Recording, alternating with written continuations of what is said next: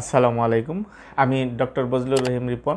আপনাদের সবাইকে জানাচ্ছি শুভেচ্ছা। প্রিয় দর্শক, অনেক রোগী আছেন যারা দীর্ঘদিন যাবৎ ঘাড়ে ব্যথা ভুগছেন, অনেক ওষুধ খাচ্ছেন, অনেক চিকিৎসা নিচ্ছেন, কিন্তু তাদের ঘাড় ব্যথা কমছে না বা ঘাড় ব্যথা থেকে তিনি সুস্থ হতে পারছেন না। দর্শক, এর পিছনের কারণটা কি?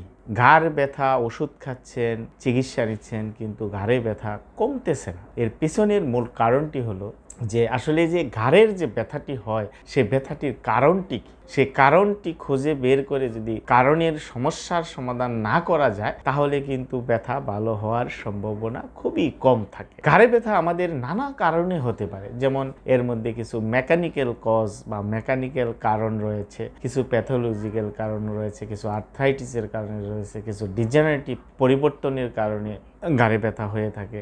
এরকম অনেকগুলি কারণ ইনজুরির কারণে হতে পারে। এখন আমাদের যত ঘাড় ব্যথা আছে এর অধিকাংশই কিন্তু আমাদের মেকানিক্যাল প্রবলেমের কারণে হয়ে থাকে, যেমন পোস্চারাল প্রবলেম, যেটাকে আমরা বলি পোর পোস্চার, মানে হচ্ছে যে আমরা দৈনন্দিন জীবনে চলাফেরা করতে বা কাজকর্ম করতে গিয়ে আমাদের যে চলাফেরার ভঙ্গি বা বসার দাঁড়িয়ে থাকার যে নর্মাল ভঙ্গি বা পজিশন, সেটি যদি অ্যাবনর্মাল হয় তাহলে কিন্তু আমাদের ঘাড়ের মাংসপেশিতে চাপ পড়তে পারে, ঘাড়ের লিগামেন্টে চাপ পড়তে পারে, নার্ভে চাপ পড়তে পারে, ডিস্কে চাপ পড়তে পারে, জয়েন্টের মধ্যে ডিসফাংশন হতে পারে। এরকম অনেকগুলি কারণ রয়েছে মেকানিক্যাল, যে কারণে আমাদের ঘাড়ে ব্যথা হয়। যেমন আমরা যারা লং টাইম বসে কাজ করি, বিশেষ করে কম্পিউটার ওয়ার্ক করি বা মোবাইল ফোন ব্যবহার করি বা ইলেকট্রনিক ডিভাইস ব্যবহার করি বা দীর্ঘ সময় দাঁড়িয়ে কাজ করি, বা অনেক সময় দেখা যায় আমরা শোয়ার সময় অকওয়ার্ড পজিশনে আমরা যদি ঘুমাই, অর্থাৎ আমাদের কেউ কেউ বালিশ উঁচু বালিশে ঘুমান, কেউ কেউ খুব নিচু বালিশে ঘুমান,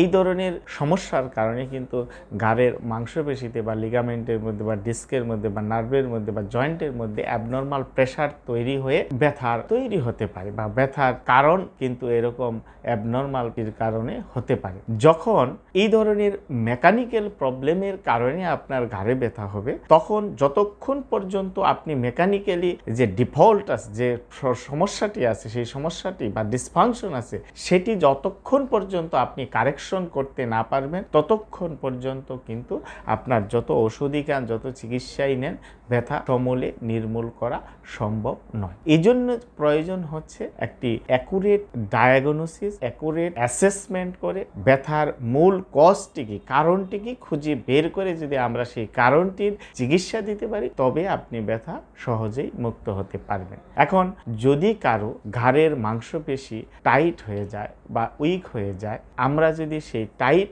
মাংসপেশিকে রিল্যাক্স না করি, কারেকশন না করি, তাহলে কিন্তু ঘাড়ে ব্যথা কমবে না।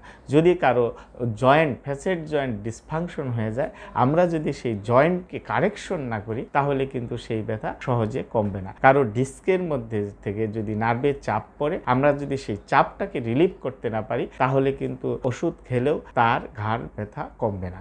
এরকম অনেকগুলি মেকানিক্যাল কজ বা কারণ রয়েছে, সেই কারণগুলিকে আমরা যদি প্রপারলি আইডেন্টিফাই করে আমরা সেই কারণকে কারেকশন করতে পারি, কারণের চিকিৎসা দিতে পারি, তবে আপনি ঘাড় ব্যথা মুক্ত হবে। এজন্য প্রথমেই বলেছি যে দীর্ঘদিন যাবে ঘাড় ব্যথায় ভুগছেন, অনেক ওষুধ খাচ্ছেন, অনেক চিকিৎসা নিচ্ছেন, কিন্তু ঘাড় ব্যথা আপনার কমছে না। এর পিছনের মূল কারণটি হলো এই জায়গায় যে আমরা সঠিকভাবে ডায়াগনোসিস করে অ্যাসেসমেন্ট করে যে সোর্স অফ পেন, যেটির কারণে আমার ব্যথা হচ্ছে, সেই সোর্সটাকে আমরা আইডেন্টিফাই না করার কারণে আমরা ওষুধ খাওয়ার পরও আমাদের ঘাড় ব্যথা কমে না। সুতরাং আপনাদের যাদের দীর্ঘদিন যাবৎ এরকম ঘাড় ব্যথায় ভুগছেন, তাদের উচিত এরকম ঘাড় ব্যথা বিশেষজ্ঞ যারা আছেন, বিশেষ করে যারা মাস্কুলোস্কেলেটাল পেইন বিশেষজ্ঞ আছেন, সেক্ষেত্রে আপনি স্পাইন সার্জনদের সাথে পরামর্শ নিতে পারেন, বা অনেক ক্ষেত্রে অর্থোপেডিক সার্জনরাও ভালো পরামর্শ দিতে পারে। এবং বিশেষ করে আমি বলবো যে মাস্কুলোস্কেলেটাল ফিজিওথেরাপি স্পেশালিস্ট যারা আছেন, তারা কিন্তু আপনার এই মেকানিক্যাল টাইপ অফ পেন যেগুলি আছে সেগুলি অ্যাসেসমেন্ট করে এবং তার রোট কজটা বের করে সেটিকে কারেকশন করার দক্ষতা অনেক বেশি রাখে।